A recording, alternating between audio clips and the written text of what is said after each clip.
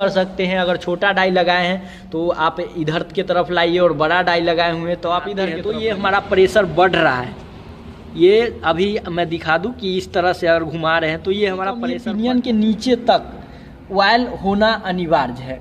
दोस्तों नमस्कार, मैं जितेंद्र यादव। बहुत सारी मशीन के बारे में मैं वीडियोज बनाता हूं और आप लोगों को बताता हूं। तो कमेंट के थ्रू आप लोग जो लोग कमेंट करते हैं उस हिसाब से मैं आप लोगों को प्रॉब्लमों का जो है सॉल्यूशन बताता। बहुत सारे लोग मुझे कमेंट किए हैं और बताए हैं कि हाइड्रोलिक ऑल इन वन का प्रेशर जो है कम या ज़्यादा हम कैसे करें, हाइड्रोलिक टंकी जो है उसमें ऑयल कितना लीटर होना चाहिए, हाइड्रोलिक प्रेशर को कम ज़्यादा कैसे करें, ऑल इन वन मशीन चलाने के लिए वोल्टेज कितना होना चाहिए, अगर कम वोल्टेज है तो इस मशीन को हम कैसे ऑपरेट करेंगे, हाइड्रोलिक ऑल इन वन को सेमी ऑटोमेटिक और फुल्ली ऑटोमेटिक को कैसे चलाएं। और बहुत सारे लोगों का प्रॉब्लम है सिलेंडर लीकेज का, कि मशीन चलते चलते जो है सिलेंडर में लीकेज क्यों आ जाता है। इन सभी प्रॉब्लमों का आज सॉल्यूशन बताने वाला हूँ। बने रहिएगा वीडियो के अंत तक। और अभी तक आपने मेरे चैनल को सब्सक्राइब नहीं किया, चैनल को सब्सक्राइब कर दीजिए, साथ ही बेल आइकन को प्रेस कर दीजिए ताकि इस तरह की वीडियो मैं आप लोगों के समक्ष हमेशा लाता हूँ। चलिए शुरू करते हैं आज के इस नॉलेजेबल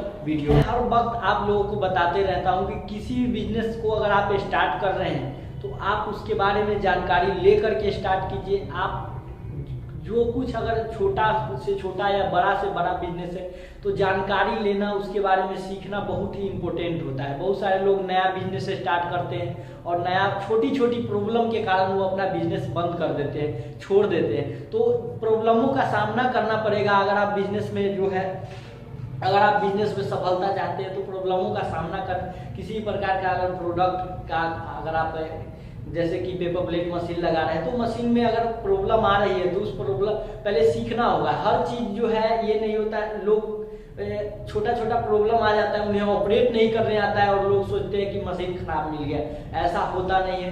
तो आज का जो हमारा टॉपिक है कि मशीन जो hydraulic all in one machine है उसके प्रेशर को कम किस प्रकार किया जाए। बहुत सारे लोगों का कमेंट था कि प्रेशर को किस प्रकार से एडजस्ट करें।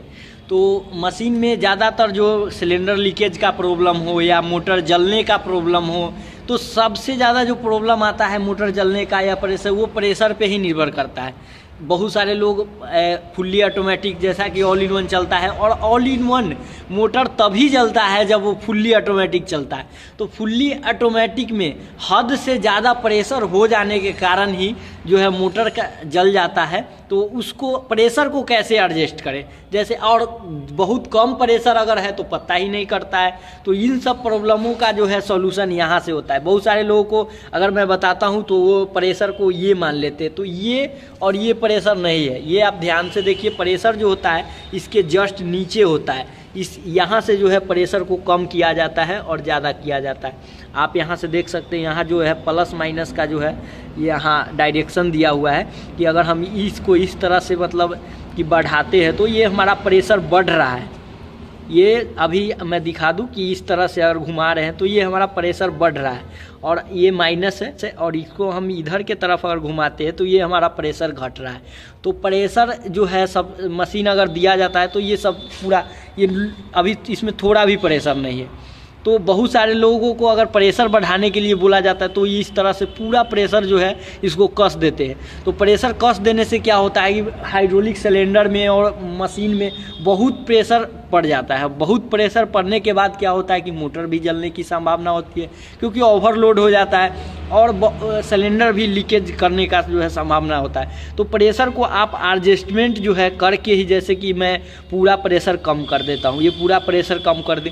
अब डिपेंड करता है कि अब इसमें हम कर क्या रहे हैं। अगर हम जैसे कि रिंकल थाली बना रहे हैं अगर इसमें, तो रिंकल थाली में हमें प्रेशर की कोई आवश्यकता नहीं है क्योंकि रिंकल थाली में जो है वो कटिंग करने का सिस्टम नहीं होता है, वो सिर्फ डिज़ाइन ही बनाता है। एक बार में 20 पीस 25 पीस सर्कल डाल दिए, वो डिज़ाइन बन के निकल गया। अगर बफर प्लेट भी बना रहे हैं तो बफर प्लेट में थोड़ा सा हम प्रेशर देंगे और थोड़ा सा प्रेशर दे करके और उसके बाद बफर प्लेट कटिंग करके देख लेंगे। और कटिंग मेरा सही आ रहा है, डाई में धार है, तो इतना ही प्रेशर पर चलाएंगे मशीन। ये नहीं कि फुल प्रेशर अगर दे देते हैं तो इसी वजह से जो है मशीन में ज़्यादा प्रॉब्लम आता है। तो इन बातों को आप ध्यान दीजिए कि अगर आप बड़ा डाई चला रहे हैं जैसे 13 इंची 14 इंची तो उसमें कुछ ज़्यादा प्रेशर आता है, और छोटा डाई यूज करें तो उसमें आप प्रेशर को यहाँ से कम कर दें ताकि आपका मशीन बिल्कुल सेफ रहेगा।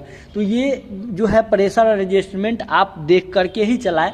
और मैं बता दूँ, बहुत सारे लोग ऑयल टंकी में कम डालते हैं। ये टंकी जो है 40 लीटर का है, इसमें कम से कम 35 लीटर होना अनिवार्य है।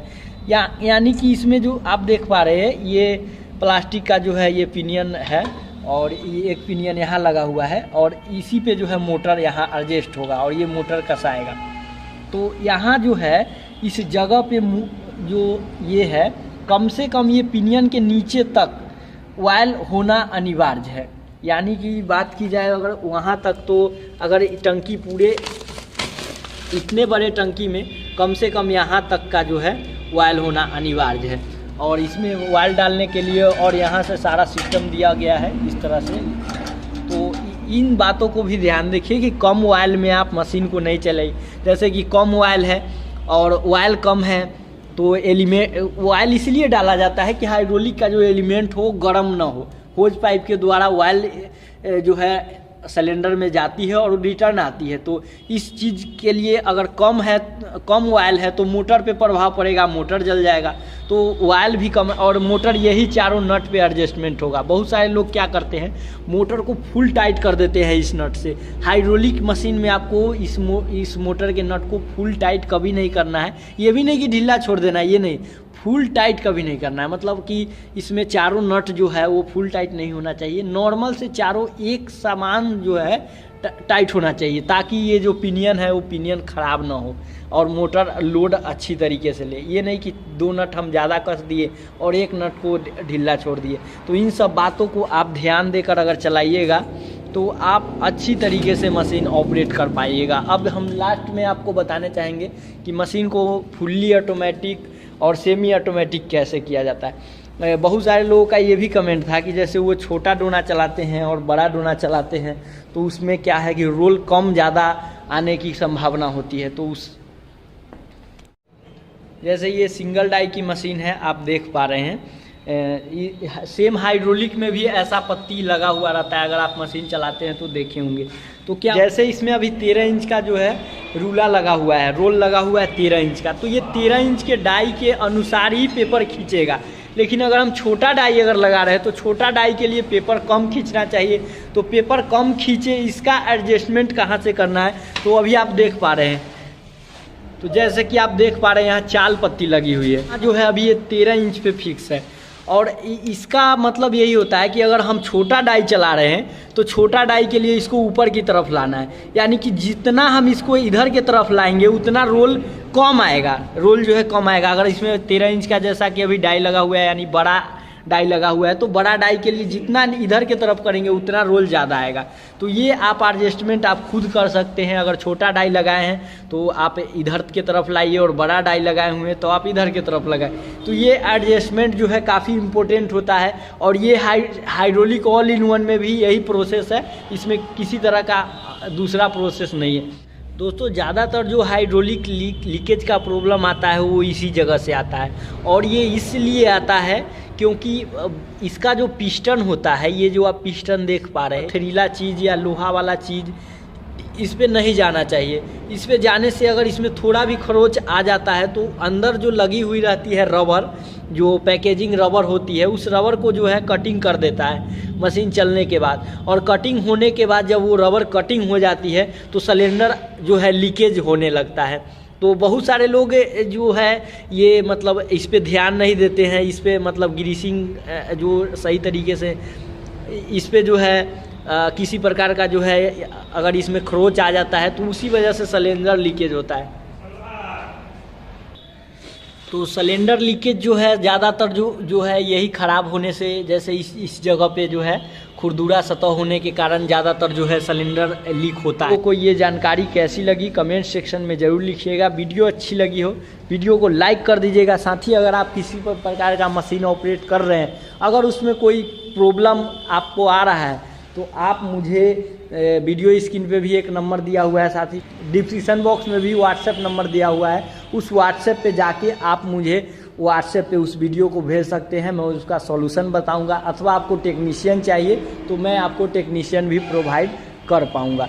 दोस्तों मैं फिर से कहूँगा, अगर आप किसी प्रकार का बिजनेस स्टार्ट कर रहे हैं तो आप जानकारी लेकर के कीजिए, और जो भी आपका टेक्नीशियन आपके घर पे जाता है उससे आप अच्छी तरीके से जो है मशीन का जो भी है वो सीख लीजिए, ताकि आपको प्रॉब्लमों का सामना करना नहीं पड़ेगा। और जब मशीन चलेगी तो प्रॉब्लम आएगी ही, और प्रॉब्लम आएगा तो आप लोग मुझसे जुड़े रहिए, मुझे बताते रहिए, मेरे चैनल को सब्सक्राइब करके रखिए। मैं जहाँ तक बनेगा वहाँ तक मैं आपको सॉल्यूशन देता रहूँगा। डिपेंड नहीं है कि आप मशीन कहाँ से लिए हैं, मशीन को कैसे चलाना है मैं बताते रहूँगा।